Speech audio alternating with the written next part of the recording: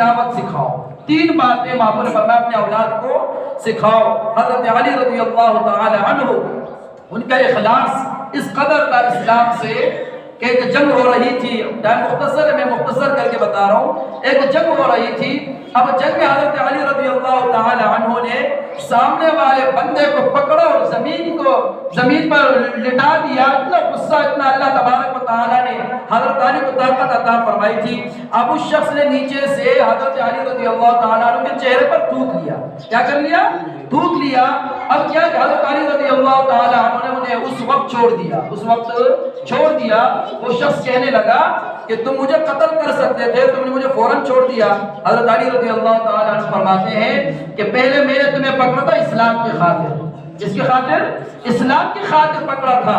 جب تم نے تھوکا تو اب اسلام کی خاطر نہ ہوا، اب یہ میری ذات کی خاطر ہوا، مجھے غصہ آیا۔ اب اگر میں تمہیں قتل کر دے تو مجھے ثواب نہیں ملتا۔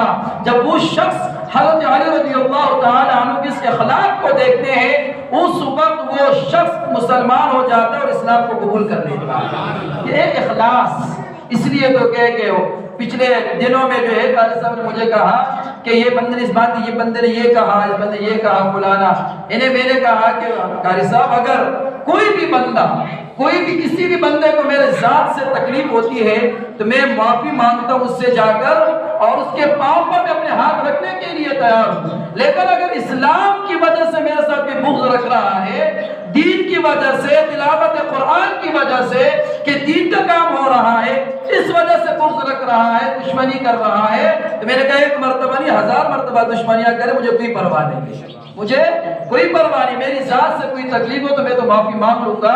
لیکن اگر اسلام کی وجہ سے ہو، اسلام قرآن کی وجہ سے ہو، تو پھر ہزاروں جو ہے 1000 مرتبہ دشمنیاں کرے اور 1000 مرتبہ لوگوں کو سامنے جو ہے برائیاں کرتے رہے، مجھے کوئی پرواہ